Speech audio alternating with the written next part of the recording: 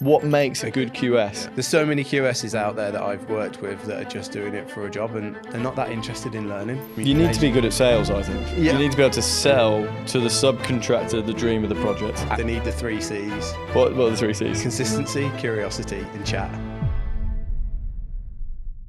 Hello and welcome to episode 200.1 of the Own the Build podcast with me, Paul Heming. Today is our first ever listener-driven question time episode. I've been rabbiting on about it and it has finally landed. I'm very, very excited. So the concept of this is simple. You guys send in your questions. Chris and I will answer them. And we're actually recording this in the week where Stephen Bartlett is under a lot of pressure for having given or exposed some very bad advice, allegedly, for the health industry. Yeah, I am doing keto diet at the minute as well. Whatever happens here, we apologise for any poor advice. This is off the cuff Q&A. So, question number 1. The first question comes from someone who I know is an avid listener. His name is Chris Paris. He's the surveying director at Powell's Limited. Really, really nice fit-out company. And he wrote me a rather long question, actually. It was a good one. I think it's a really nice place for us to start on the show. So Chris asked, talk to me about what makes a good quantity surveyor. What skills do you think are most important, and how have employer expectations changed with the advances in technology? From my perspective, this is Chris talking, when I started out in 1977, from memory, the most important thing that helped me to secure the position was my interest in building that was built through my father being a carpenter. This meant that I had worked on sites during school holidays and my employer could see there was an interest in construction. I had a basic maths knowledge, nothing spectacular. I then developed the technical knowledge, and for me, that was the significant part of the process. So if you can understand that, then you can measure what is done, most importantly, recognise if it is a variation, etc., etc., etc. Today, though, it seems that technology is vital. And this is where I see the youngsters bringing completely different skill sets to the teams. Basic levels of Excel have been left far behind.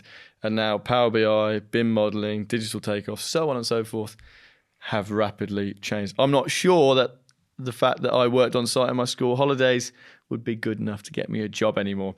So that question, Chris, I'm going to put it to you.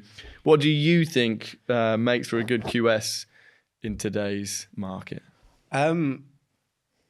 There's a lot to unpack from that. I've known someone as well go through a similar journey where their dad was a carpenter and they got involved in construction. I would say, first of all, get the KPIs right. And I know we've talked about this before on one of the episodes, I forgot which one, but I think a lot of main contractors, bosses or whatever might say, yeah, he's really, they're really good, but have no real understanding other than maybe that the job was profitable, which is obviously an overarching thing for any company that a project that someone's working on is driving profitability. But I think we've always lacked in the kind of KPI and management of QSs. You were given a numerous poor jobs, Paul, that weren't profitable. I remember you telling me before. But so stopping on that point then, so you can set the KPIs because you can say what makes a good QS. What are the KPIs? I would say, okay, so procurement delivery, like making sure that's all on time, is one critical aspect. How diligent they are with their procurement. So how many non-client variations have come up from resulting from a package. And that is a key indicator, in my opinion, of how good they are at procuring. If there's lots of changes that aren't related to the client, then there's clearly a hole that needs to be fixed. And I'm a big believer in that. It's been one of the big KPIs for a QS. Profitability is obviously important, but I think you could go granular on packages, because there might be some packages that have just been mispriced and you can't do anything about it. But so these are KPIs, right? Mm-hmm. We're actually just about to employ a QS, right? Yeah. So what are the things you want to see honest, not necessarily on a CV, because this question is, what makes a good QS? Yeah. What are the things you want to see? Because you've talked about how you'd measure them. Yeah. What are the things you want to see? I think curiosity is way up there. Yeah. There's so many QSs out there that I've worked with that are just doing it for a job, and you kind of get the feeling that they're not that interested in learning. And I think if you've got curiosity and you've got consistency in what they do, I think you've got a real powerful Consistently curious. I mean, what it's really interesting that you say that, because what Chris Paris said, and sorry, Chris, if you're listening, I'm sure you are. I paraphrased a little bit about what you said, but he says here, I can remember when I first started, I was the quiet, shy one in meetings, and I didn't want to say anything to embarrass myself, to appear stupid. And for me, that definitely resonates with my experience. I don't know, particularly on the site, it's like slightly that the culture is like a bit piss-takey in general, isn't it? So you don't want to put up your hand and say something that's completely ridiculous that you're then going to be called for the rest of the job. Yeah. I asked early on what CDP was, because I even though I worked for a D&B organisation as a subcontractor, I'd never heard of it as referred as CDP. And I was like, I don't care if someone just says. And someone like the QS did laugh, smile at me and go, contractor's design portion, did you not know that? And I was like, well, no, I've asked you and now I know. Oh, is that what it means? Yeah. So it was like, yeah, I think being curious at asking those questions, but also I think communication is key. Yeah. Like if you're not, you could be really good at doing procurement, let's just say, but if your comms are shit, in my opinion, yeah. And I think that's definitely where you probably excelled in that, because your communication. You need to be good at sales, I think. Yeah. You need to be able to sell to the subcontractor the dream of the project, and the variations to the client, like selling them exactly. Yeah. Like, you got the sell the extension of time. Like we talked about this on the main show this week, didn't we? Where I said there's too many facets to quantity surveying that, like, a content writer, AI could write content, but a QS where one day you're negotiating a final account, the next day you're doing like legal, the next day you're kind of, I don't know, there's just so many different facets to the process, right, that it's quite hard for it to be replicated. I would say that I think sales is important in almost any job, because you're going to have to sell to the client, you're going to have to sell to the subcontractors, you're going to have to sell to your boss, right? Yeah.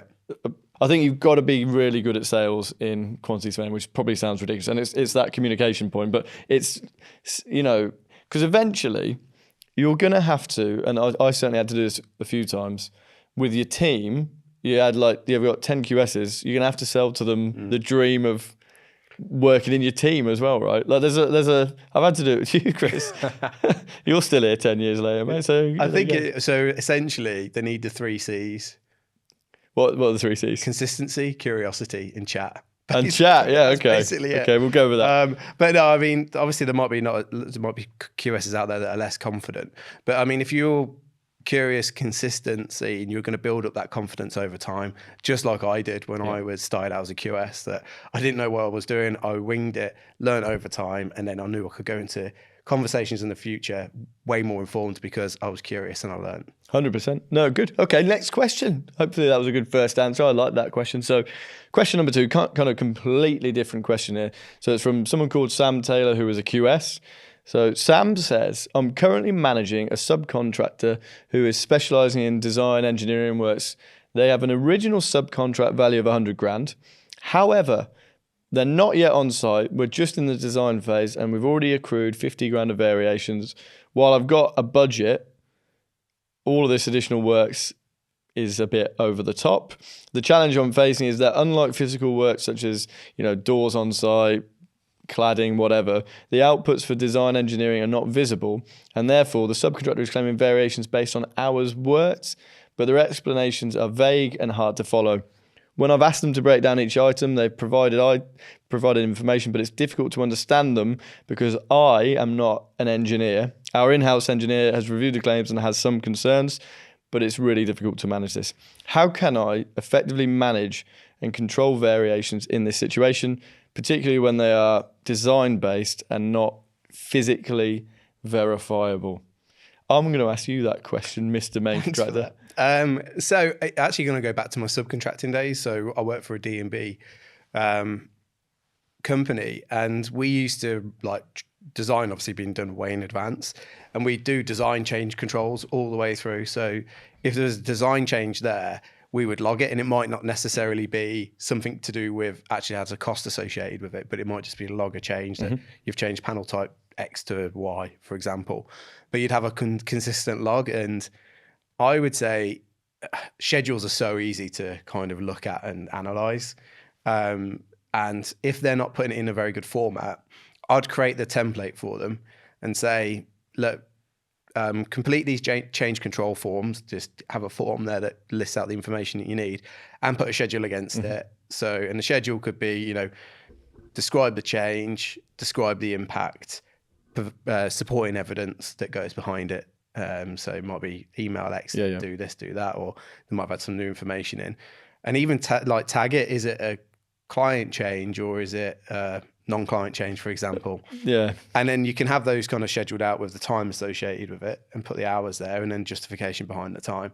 And then that I would get them to fill out that in a format you want. So you get the specialist to do that. Yeah, just say, look, you could give them a head start and say, I've listed this out, but I need you to fill out these bits because I have to say, kind of untrackable. I don't know if you did something similar. My instant reaction to that, if I was managing Sam, would be, what are the changes? Is it like a domestic problem? Is it we got to lump it, or are they client changes? Because there's kind of two things, isn't there? If they're domestic, we messed up the procurement, and we've got to learn from it and not do the same thing. Whether it's on like an hourly basis, like should we have scoped it, blah, blah, blah, and learn from it. You know, we talked in the last episode, didn't we, about having a scope of works for a certain package and then making sure that next time around it's better and better and better.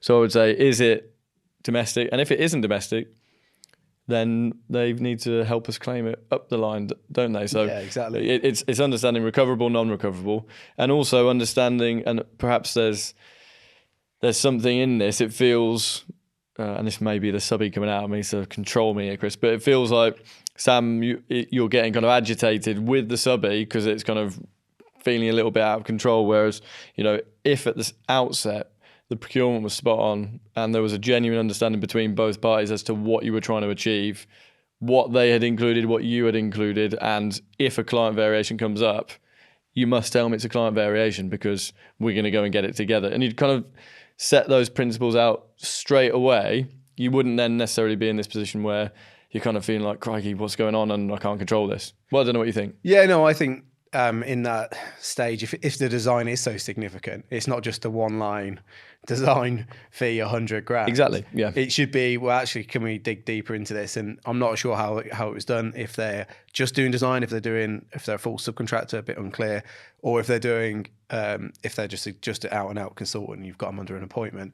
When we used to do appointments, we used to kind of like try and break down as much as we can in terms of deliverables, phases, what weeks are they going to be delivering, X, Y, Z. Also, like if they've got site visits in, having them broken out as well, just trying to break out that fee as much as possible. So then you can kind of have a visual on if there are changes, when they've happened, why they've happened in advance. Okay. And then, and I would definitely be leaning onto what you said, Paul, is if there's upstream, you need to give us really good evidence on why. And not just that, obviously, and everything, but... And tell us before you do it. Yeah. Like that's the critical thing here, is that perhaps you're now in a position where a month after the event, you're going back to the client and saying, the architect has asked for this. Yeah. You need to pay us for it. Channel, you need to pay us for it, and it's a bit too late, and the client is now annoyed, and you are going to end up holding the baby, so to speak. You make a good point, because we were at the start, even when we were main contracting, we made sure the channel of communication doesn't go direct from the architect to like our which you can do quite easily, right? Yeah, we made sure that come through us, and then we issue that as an instruction. Painstaking, it takes you add in another layer. Not as painstaking as now having 50%. Exactly, but you've got control then on what's been instructed to change, and the direct line between architect. I don't want to say bad words, bad mouth architects, but they do have the propensity sometimes to say, "Oh, can you do that?" They might not even realise that has a significant change in cost or impact. But I've seen it happen before, and you've got to keep control of it. Excellent. Another good question. Thank you for it. So, another question here. Actually, this one might kind of lead onto it quite nicely. This is from Alex Foster, Project QS, who said, "We have a lack of formula to creating a robust scope of works. The value of the scope of works, its contractual weight in the event of a dispute, this kind of a thing. How do you manage it?" So when I was main contracting, I just started building up my own bank of scope of works over time. I used to ask people for scopes internally, and then I'd try and evolve it over time myself. And I knew where to look on drawings, and I knew where to look in specification. That kind of just came over time. And I would then pull those pieces out and be clear that they need to do X, Y, and Z. And I would then evolve that with the project manager. So I'd tailor a generic scope to the project, and then I'd tailor it again with, this is what we're going to ask them to do, project manager. Is there anything that you think we might need outside of what I'm requesting here? Should we be thinking about anything else outside of that? And then that would consistently go through from my tender pack to the pre-let meeting, where I'd say, look, this is the scope we've all agreed on. Those meeting minutes would be then embedded into my contract, and that scope would also be in there. So you kind of got it in 3 places at least. And can I ask, as a main contractor, because I've never done this, when you win the project, so I'm the client, I give you the job, and you're the QS, you're appointed, you go and look at the scope, the main contract scope, you're then divvying it up into 20 subcontract packages.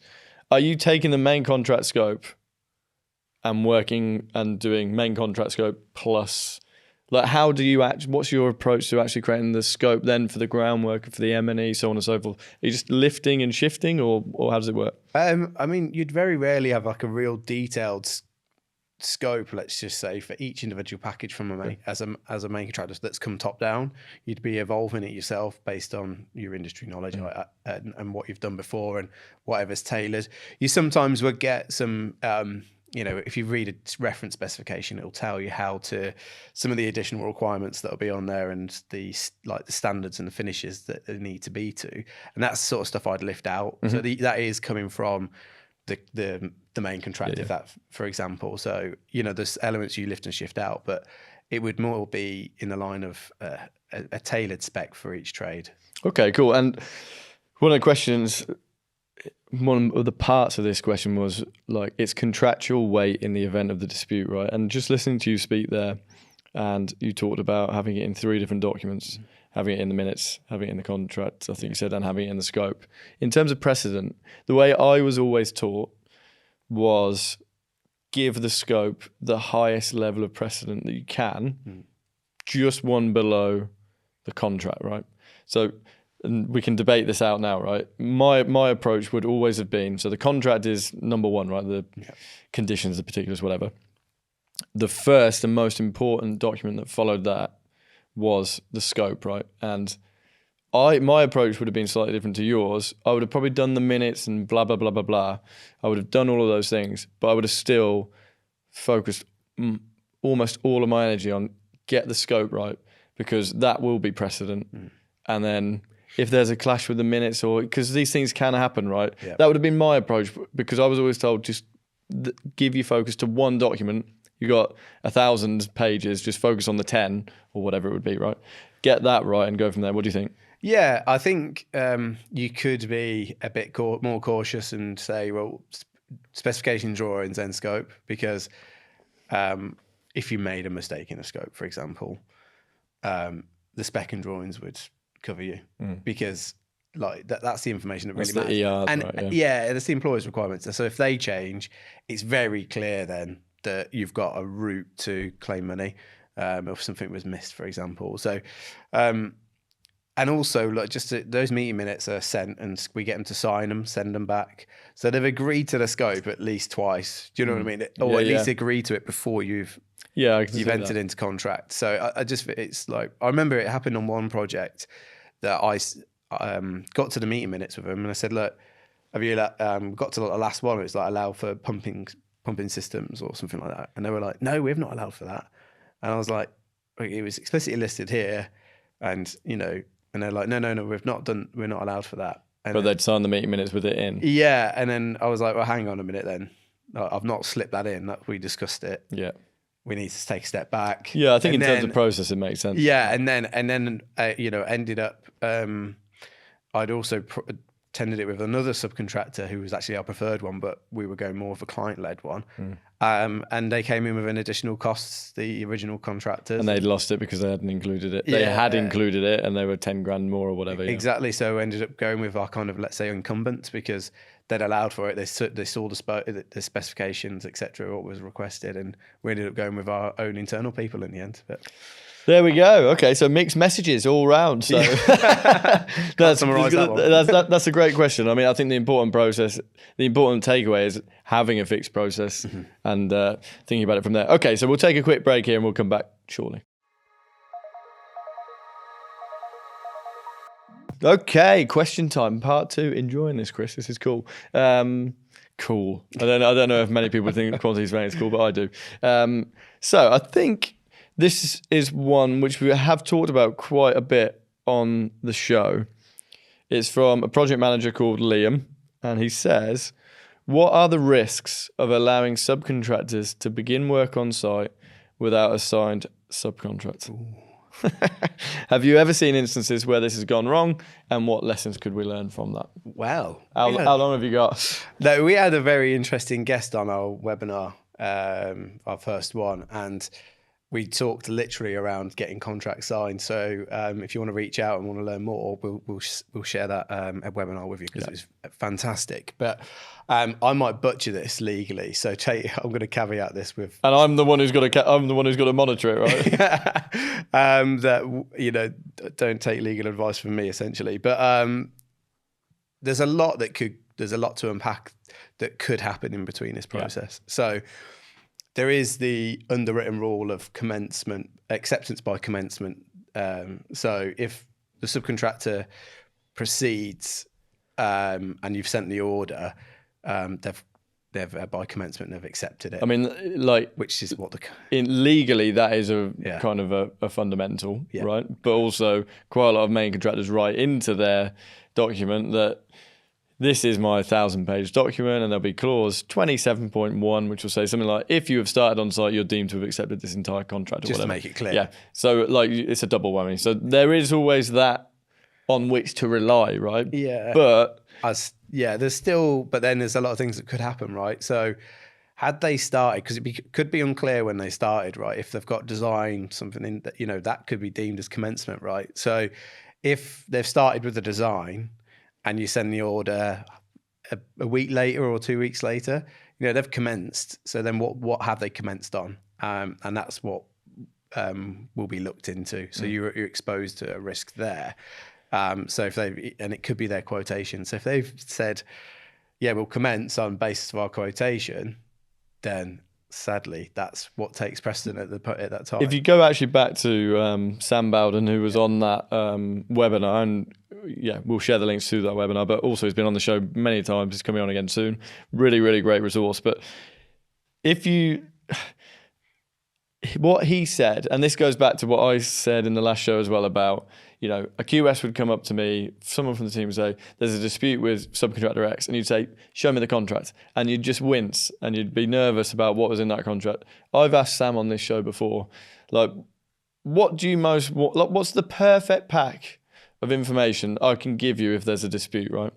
And he says, number one, fully signed contracts. I'd love it if you could do that, because more often than not, you'll spend a load of money on load of legal costs with us trying to piece together the chronology of events where tender inquiry was sent on 1st of January, response on the 7th, next one. So it's like a game of ping pong almost, he describes it as, right? Yeah. So you just end up trying to piece together a huge, long chronology of events, right? Yeah, absolutely. The audit trail isn't there. Yeah, and quite often when we practice this exercise when we were subcontracting, was you might have a big schedule of amendments that you don't agree to, and you've said, look, we don't agree to this. So then have you pushed them to start on site with this section here that is unagreed? Yeah. Because then again, that's going to be impactful on what does the contract look like when it's fully executed? Has it got the amendments in or not? they've said that they don't agree with X, Y, Z. So there's a layer of ambiguity. It's a bit grey. Yeah. And also you've got that like moral argument where they say, and I've not signed for this. I've not signed Exactly. I mean, you're a bit like, well, yeah, I've kind of just relied on your acceptance by commence. It's a bit. You're just leaving yourself open to huge problems, right? Or just unnecessary. You've got enough to manage on day one of the project, on day 20 of the project, without thinking, they haven't. Wonder what they're going to throw at me because we haven't got a signed contract. And I'll give an example from my career, right? So I was working on HSBC Tower in Canary Wharf, right? Massive job, flagship, and it was during the Olympics, right? And so the HSBC were desperate to get that tower sorted in time for the Olympics, the new signage, right? So they basically had just commissioned this new sign exclusively for the Olympics, right? And so time was of the essence on this job. I got thrown onto this job, a lovely hospital pass, because it was all up in the air, right? Because our subcontractor had not signed the contract and had not signed the collateral warranty that was in that contract, right? They were doing design on a very flagship project for a very flagship client. I probably shouldn't have even said all of this, right? But this is, it's like Stephen Bartlett now. We're going to get into a load of trouble. But basically what had happened was they didn't sign the collateral warranty and they didn't sign it until final account.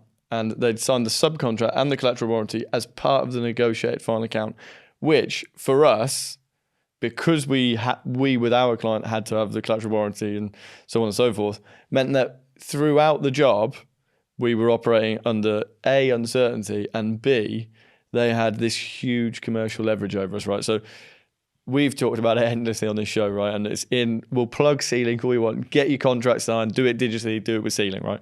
But if you don't, there's no positive outcome, right, of not signing it. So I would flip this, Liam, I would flip it and say, tell me the good reason why they would start without it. The only one is, I've ran out of time and they need to get on site, right? And we've all been there. But the reality is, it's a huge risk and don't do it. That's my view. I completely agree with you, Paul. First time for everything. Right, well, we'll move on that note. Okay, so penultimate one here, James Turner, commercial manager. So in a situation where a subby or supplier's quote includes their terms and we accept it, and the client accepts it with the purchase order with their own terms, which terms take precedence? So how should this be clarified to avoid disputes? This really links to the previous questions, right? So this is pretty much the battle of the papers, I think. Yeah, I think... battle of the forms is what it's called, right? Which is the ping pong game where, again, you send your tender inquiry, they send their price back saying it's on these terms, you send them a contract, so on and so forth. And this is how you might end up without a contract signed, right? So answer that question, Chris. I think I'll get on the phone to Sam. Get on the blower to Sam now. It's funny because I think supply it's far different to subcontracting. Yeah. And you could be trying to buy something, I don't know, from B&Q and they've got their own terms. Yeah. Your terms gonna be Trump theirs, or you just got to deal with it. Just go with it. Yeah, it is a difficult one. It did come up when we were trying to purchase timber flooring from somewhere in Europe once, and they were like, "These are our terms." And windows is quite a common one, right? Our terms are you have to pay 40% up front or whatever. And I think that's what I was about to come on to, is what is the crux of what is the dispute, and if it's payments, right? In terms of the contract, you should really have had that resolved early on. What are the payment terms for them? Do you know, is it, like say, 40% up front, 8 up to 80% on delivery? And good procurement, i.e. having gone out to 3 or 4 suppliers, timely, spoken to them, gone through the process, should prove to you that you're not getting stitched up. As opposed to if you go out to one and they say we want 50% up front and you think, is that normal? Yeah. Well, you're kind of stuck with it, aren't you? Because you've only got one. So if you've gone out to 3 or 4, and that's what the market is, because with Windows it is, right? Exactly. Yeah. And I think that's it. I think it's just you need to nail down the crux of what are the issues. Is it getting it delivered on site? Is it the payments? Just really understand what are the critical components, and then just getting them negotiated early, and just forget about who's T's and C's. Is like, have you explicitly agreed to X, Y, and Z, and that should be how you manage it. Not overly worry about the terms which take precedent. Is what's important to you, what's important to me. Define the scope. Define the. So you should be going out on a. I know supply is a bit more difficult, right? But if you're saying, I need it delivered by date X, I'll pay you date Y, so on and so forth. Yeah, it is difficult. Isn't it? It is different to subcontracting. Yeah, but I think because if you're trying to, it's funny because subcontracting is more like a service, whereas supply is like product, isn't it? So do you want that product on site or not? Yes or no? But that's where they've got you, isn't it? Yeah. So I mean, in short, I don't know. We've answered that question there. So let's just loop back. So, in a situation where a supplier's quote includes their terms and the client accepts it on a purchase order with their own terms. So I'm the supplier. I say I need to be paid 50% up front, Chris, and you respond with a purchase order saying you'll pay me 30 days valuation, whatever, right? Which terms take precedence? In theory, yours do, right? But the reality is, I'm not going to give you the windows unless you accept my terms. So, how could that have played out differently? Because what would actually happen is would be a stalemate, and I would just hold the windows, right? I'm just not going to. And also, if you pay them, say you're like, these are my terms, but I'm going to pay you 50%. You're kind of accepting their payment terms. Then, if that is the big overarching issue here, like I say, how would you play it out differently? I think we've just. Like, they've got no obligation to you if they don't agree with the terms. They've got so much power, suppliers versus subcontractors. But they want to sell you windows. That's the name of the game, right? So if you're up front with them and say, I need windows on the 31st of March, how do we do it? And they would say to you, well, I need to be paid on the 1st of March. And then be proactive and engage with them like humans and say, look, I need you to help me. How can we work? Be a good salesman. That's it. There we go. Okay, final question for our first ever show. It kind of loops us back to that first question. I don't know how I will answer this question, Chris, so I'm going to throw it your way like a little grenade. Charlotte Briggs, Senior QS. If you could start your career again, would you still choose to be a QS? It's funny because I think when I was a subcontractor coming towards the end of those years as a subby, I probably would have said no. And then when I kind of chucked myself in the deep end to do main contracting and learn, a new passion really kind of grew inside me. And I did really fall in love with the industry, like kind of during that period. And sadly, I've got quite a lot of passion now for construction and trying to solve its problems through technology and and for everything else that we do. So I kind of would say yes. You would do it all over again? Yeah. I would probably do some things differently. Probably wouldn't have, met you at uni. Probably would have just circumvented that. No, I'm joking. But yeah, in short, I would now. And, having all this knowledge now that we've got, I find it so valuable. And the passion inside me drives me forward. How about you, Paul? Back at you. Would you be a sports journalist? Well, I wanted to be a journalist, didn't I? I did want to be a journalist, but I'm now running a podcast as well as a software company. And I think, the thing about QSing, and I kind of empathise with what you say there about, as a subby, there are, and I'm sure it's the same as a main contractor or anyone, but definitely as a subby, there were weeks and months where you thought this just feels like I'm hitting my head against a brick wall, and I'm a bit sick and tired of doing it. So I think I would have always been. I love construction. I love that I can say I've worked on these projects, and that you can drive past. I can go to loads of different cities across the UK and say, "Wow, I did that project." And there's something amazing in the tangible outcome. And I mean, QSing is a good career to have, isn't it? It's like financially rewarding for what we do. That's not to play it down, but I don't know. I think my answer would be yes. I would. I'm happy with it. Would I still try and be a sports journalist? I should have been a football writer. Come on, I'd be good on the Athletic or something. Would you have chosen to be in a different group project that I was on? I definitely wouldn't be mates with you again. That's definitely a big regret. Right, and on that note, that's the end of our first question time show. I really enjoyed that, actually. So thank you, everyone, for writing in. Please write in again. I think what could be a really nice part of the show, and you hear it on other podcasts, is we've answered questions there where we've talked about what our perspectives are. If you think differently, or you have a question off what we've said, write in, tell us about it. Every 4 weeks, if there's a show with Chris on it, right afterwards, you're going to get question time. I will speak to you next week. Chris will speak to you in a month. Thank you, Chris. Catch you later, mate. Cheers. Speak soon, mate. Bye-bye.